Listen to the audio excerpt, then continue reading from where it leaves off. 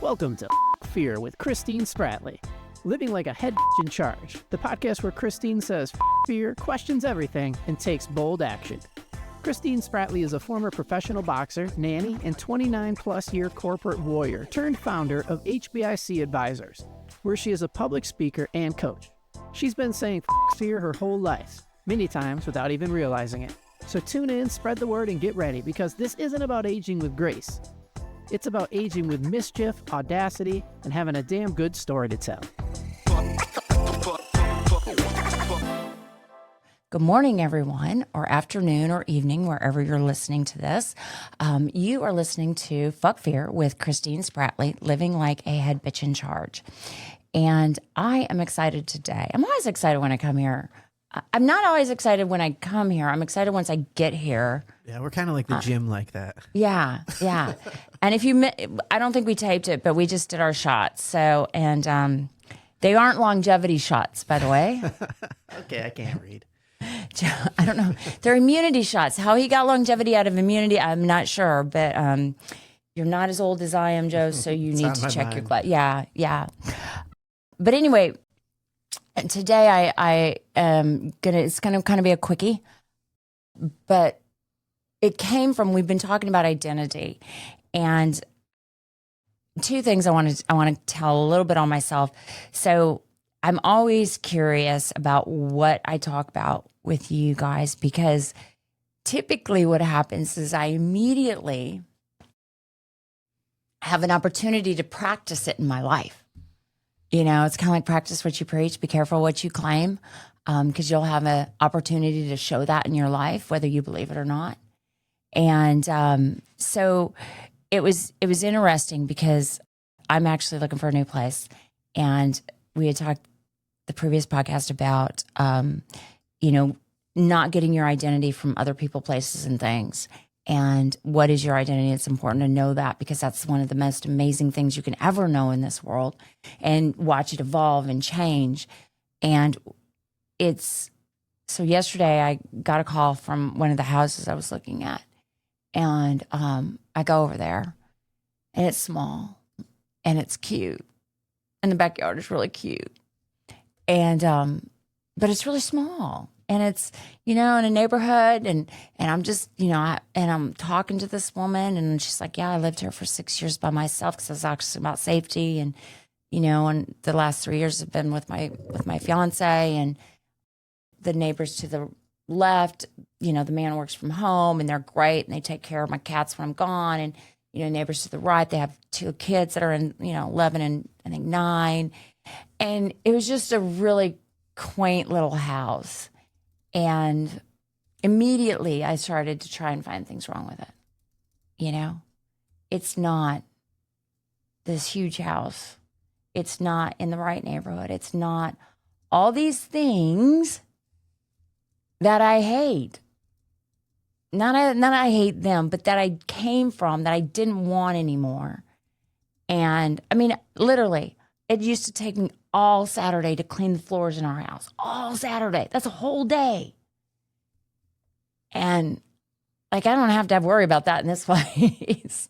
I mean, it's all hardwoods, but it's like, maybe an hour the most.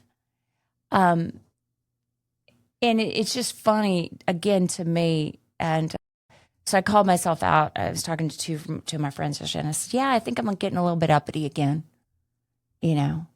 And it's just one of those things where it's important for me, and I encourage you to do it too, is just to listen to what goes on in your head and why you have a feeling or an emotion. And they talk about it in, I think it's in The Simple of Art of Not Giving a Fuck, about that's a belief you have. You hold that belief when you go, oh, something gets to you or whatever.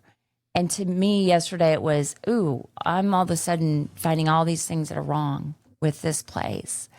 And and typically that leads to, I'm attached to something. I have a belief about something. And my belief came down to, this is what a successful woman looks like at 54. and these are the things around her. And it was like such bullshit. Now, the good news is just like, I get to sit here and go, all right, that's bullshit. And I move on, and it's down to that house and another small house.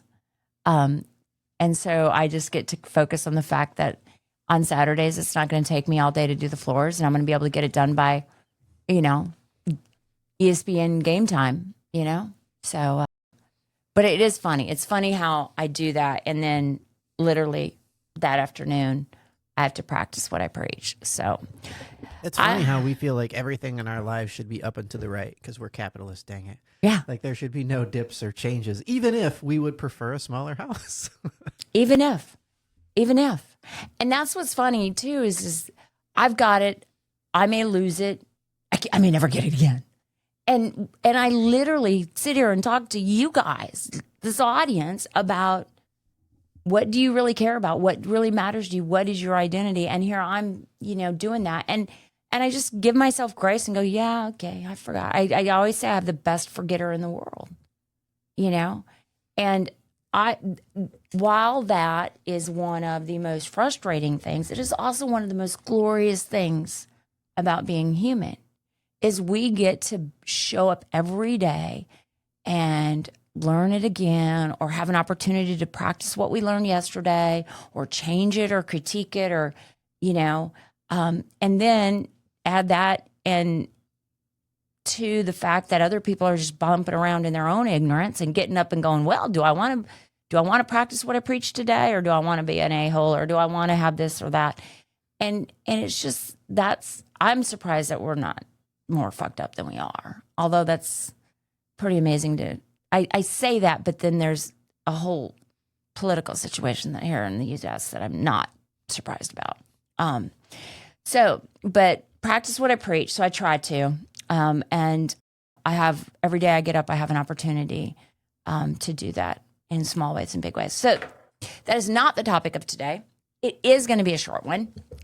But today is kind of along those lines. And really I learned this phrase from a person when I was at, negotiating and stuff. And I like this person a lot, but just very gruff in the position that they had, very gruff person. And he was the Secretary of Commerce. And he used to always come out and he never wanted to put anything on the table, right? And he would always go, well, I don't believe in negotiating against ourselves. I'm like, well, just put an offer on the table. Come on, we got to start somewhere. But I've taken that and I've really looked at, when am I negotiating against myself, whether it be in business or anywhere in my life. And one, I have to understand my identity to understand what I'm negotiating away, and whether or not that is really something I should be negotiating away. And where this came up recently for me and some of my friends that we were talking about is, we were talking about, thank God we didn't get that job that we applied for, or thank God that, this relationship didn't work out. I have a friend who was like, thank God they didn't go to counseling. I would have hung on for another 3 or 4 years, and it just was not was supposed to be. And so when I talk about this segment, I want you to think about in your life, and it could be at work, it could be the job you didn't apply for because, I don't have all of the, qualifications. And we know that women, I think it's women, if they don't have 70% or more, typically don't apply for a job. And, are we negotiating ourselves out of an opportunity to have what we really want? And it could be as little as, I used to not put any color on my nails. And I like color on my nails. I actually have designs on my nails. And I had sparkle on my nails for the first time at 53. Text everybody about that. And since then, I've been doing different things with my nails ever since. But again, I just was telling myself that's not me, or I work in a conservative industry. I shouldn't wear color and like this is all just shit in my head that I was telling myself, negotiating it out. Or it's, you know, I wear red lipstick now. I wear it, and it's not red, it's cherry. But I wear it, and it's the only makeup that I wear. And I wear it every day as much as possible. And is it too much? And I remember talking to a really badass attorney, and she was going into, she had this beautiful blonde, tiny little blonde, and just this poppin' red lipstick. And I was like, oh my God, I love your lipstick. It's so awesome. And it looks great on you. And she said, yeah, I was going to a mediation the other day, and I thought maybe I shouldn't wear that. And I'm like, wow, you doubted, you know, like she's like, you know, I didn't want to come across to, and I know in business, you know, we mute down and stuff, but I was like, no, wear it every day. And so since that day, I have worn red lipstick. But what are you negotiating yourselves out of? And it may sound silly. It may sound so small. But there are days when I'm driving somewhere or doing something and I feel like shit. And I look in a mirror or whatever, catch a glimpse, and I've got my red lipstick on. And it's like, yeah, okay. So what is it? You know, I negotiated myself out of going after and trying to start looking for what fulfilled me for many years. You know, it just wasn't the right time. You know, I'm happy. I'm okay. And I was talking with a friend the other night, and we were talking about the bargaining we do. You know, if it's not negotiating ourselves out of, it's the bargaining we do. In the thought of, well, I'm going to give this, this, and this, and not get this in return because I'm going to get X in return. Like, it's okay for my job to treat me like this because the wages are good.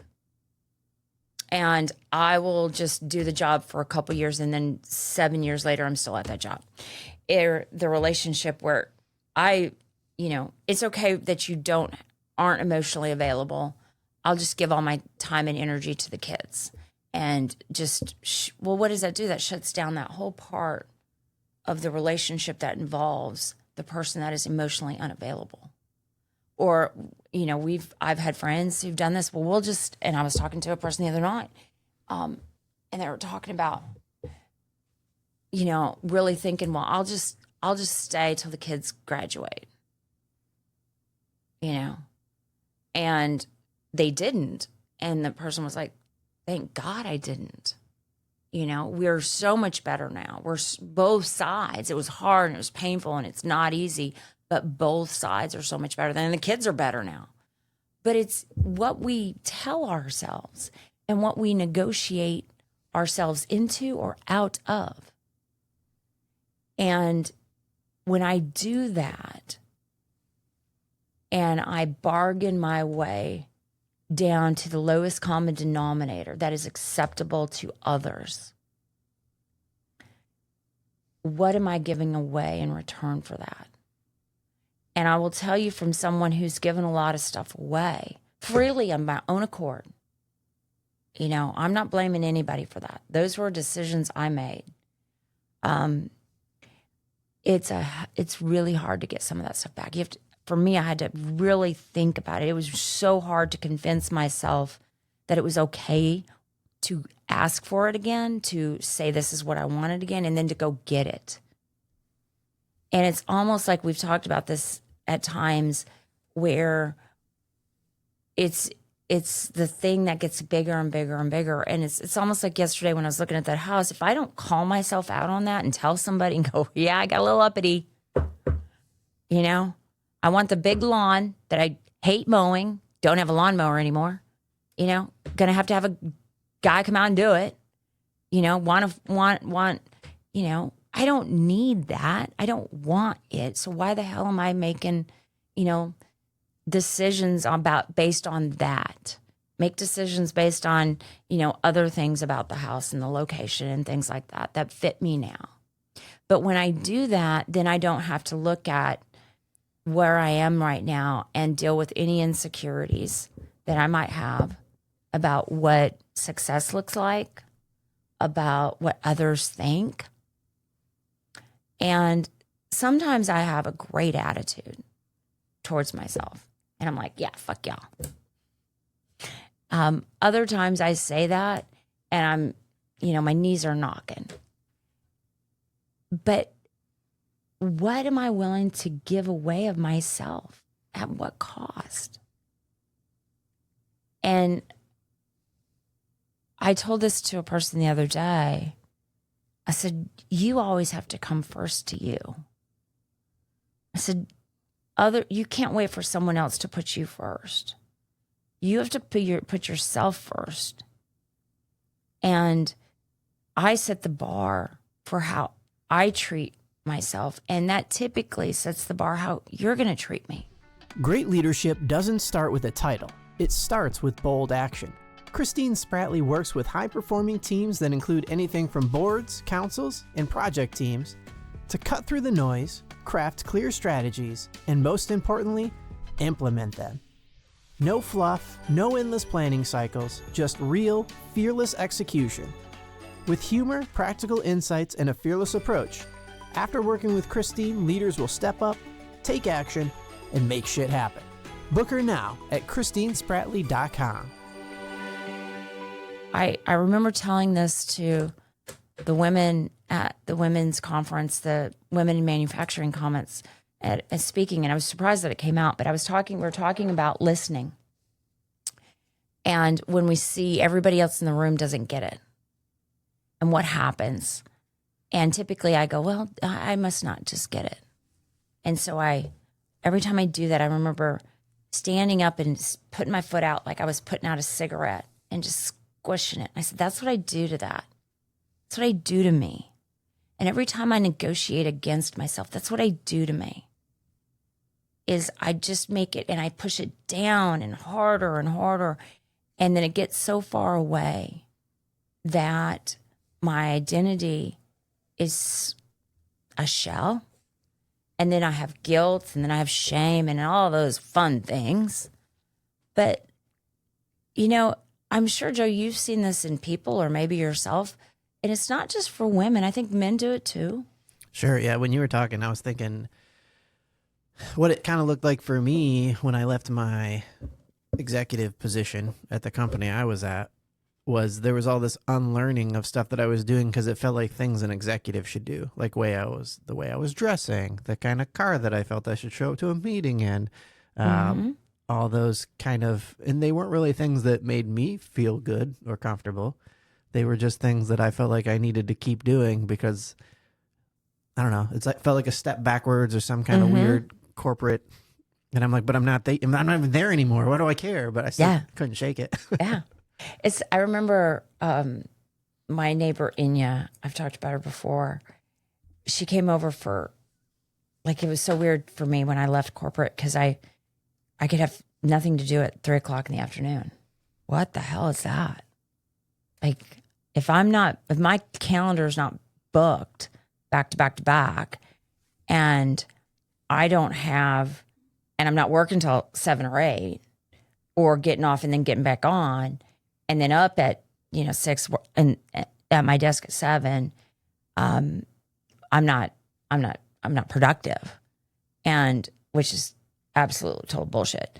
But again, I had bought into that. That was one of the things, busy is productive. And I remember her coming over at like 3:00 in the afternoon, and we just sat. And I think I've made her I had bought some fruit. I don't know. It's so weird. Now we're just like, whatever.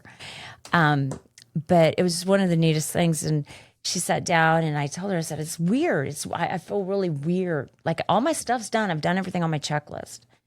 And she said, yeah, welcome back to Gen Pop. And she's like, this is how general population lives. They don't live by a calendar. And And I thought about that. And I'm not saying there's anything wrong with your calendar being booked. I'm not saying that. If that's what it is and you're signed off on that and that's what gives you what you want and fulfills you, there's nothing wrong with that. But I had stepped away like you did, Joe. And I didn't need to have my calendar booked. And it was a relearning of, oh, wow, that was the venue in which I displayed my business acumen. And it took on the outfits and this and that of that. And now I'm not in that venue anymore. How do I choose to display it? But it is interesting, the mental gymnastics and also sometimes the emotional gymnastics that comes with that. And I think for me, the more I say, hey, this is who I am when it's really not, the harder it is to leave. The harder it is to make the move. The harder it is to validate to myself that what I want, and even though it's different than what I have and what I've been saying I've wanted, is okay to go after and look into. And actually a male friend of mine sent me a podcast on menopause. And I was like, go, dude. And it was a Dax Shepard podcast with Mary Claire.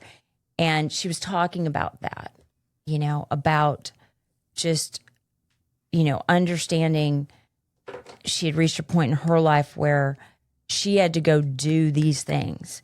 And yes, she had a family, and yes, she had a husband, but they could come or not.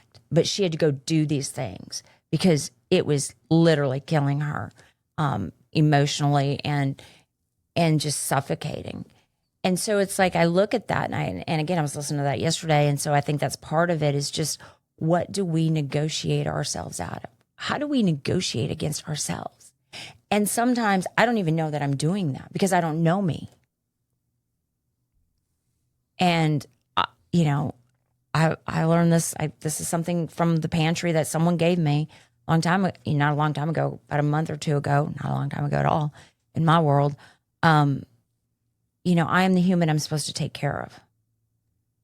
I'm the only one that I have total domain over. And how can I take care of me if I don't know me?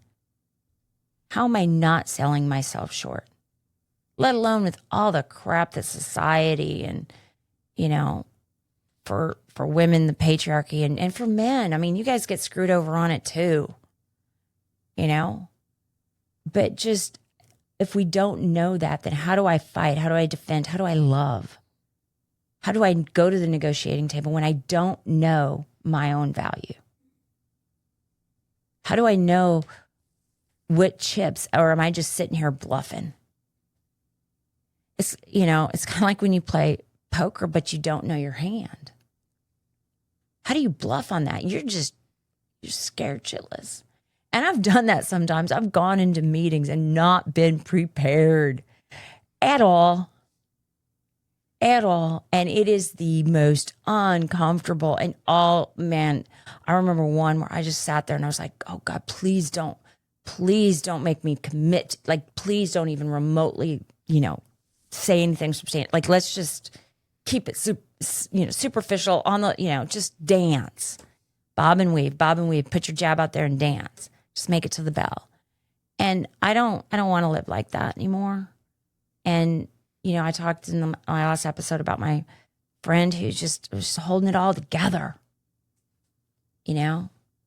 for someone else's idea of what her identity should be. And I just wanted to come out today and just go, what are we negotiating against? How are we negotiating against ourselves? And I'm so grateful that, and Garth, there's that old Garth Brooks song. I don't know if you listen to country, and I don't listen to, like, even Garth Brooks to me is new country. And like George Strait and, Yeah, I listen to country. I like Garth Brooks. Anyway, but that thank God for unanswered prayers. Mm-hmm. And if I look back, and anytime, I don't do this as often, but is one of the things that I go to, and my AA sponsor Carol used to say, look back at all the unanswered prayers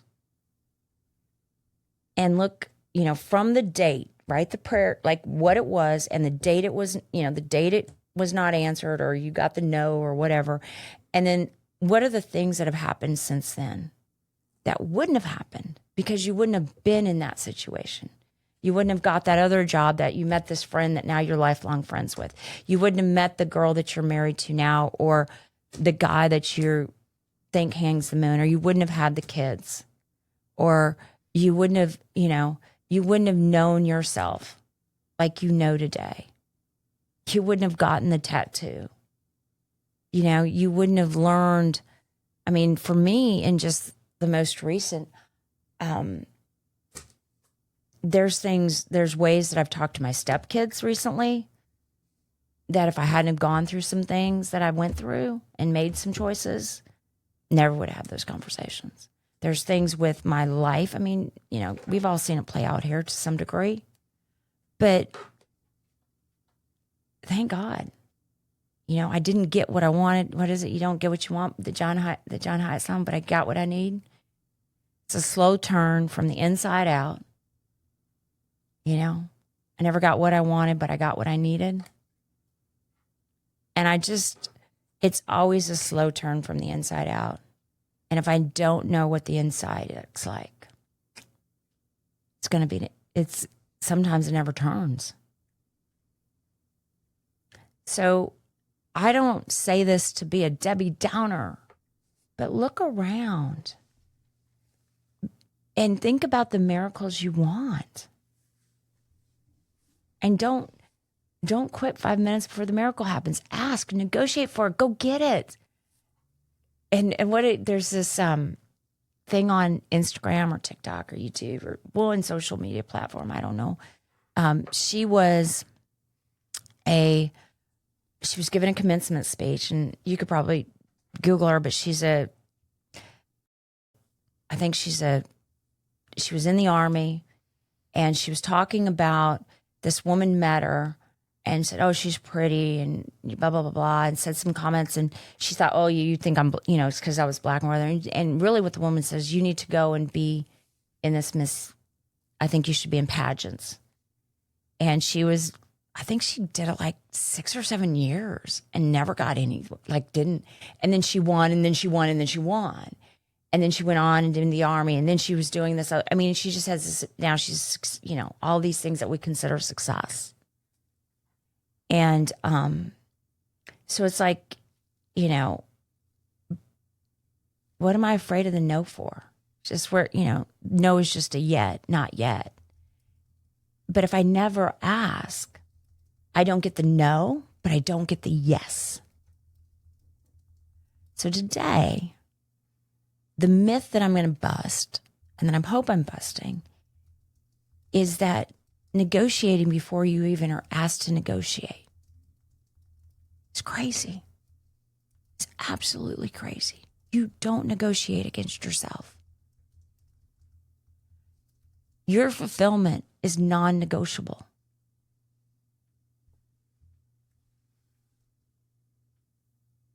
How do you make your fulfillment non-negotiable? It starts for me by looking and saying, what fulfills me? And if I don't know, a place for me to start sometimes is, well, what do I not want? What do I not want? And again, you don't have to say it out loud. You don't have to put it on paper. Just think about it. That's breathing a little bit of oxygen into that spark that turns into a fire. But don't negotiate against yourself. The world will tell you no. They will tell you it's too much, So go ahead, wear the red lipstick. Get your nails painted the color you want. Wear the outfit that everybody thinks is insane. Be who you are. Know who you are. because I think it's the Mark Twain saying, you know, be who you are because everybody else is taken. I don't remember who said that. It's a quote of some sort, but seriously, ladies, you are the human that you're responsible for. Know, love, and care for her. Learn what you don't know about yourself. So, until next time, have an amazing day, amazing evening. Wear the red lipstick. You are enough. You're not done, but you're enough. And until then, Tubbs.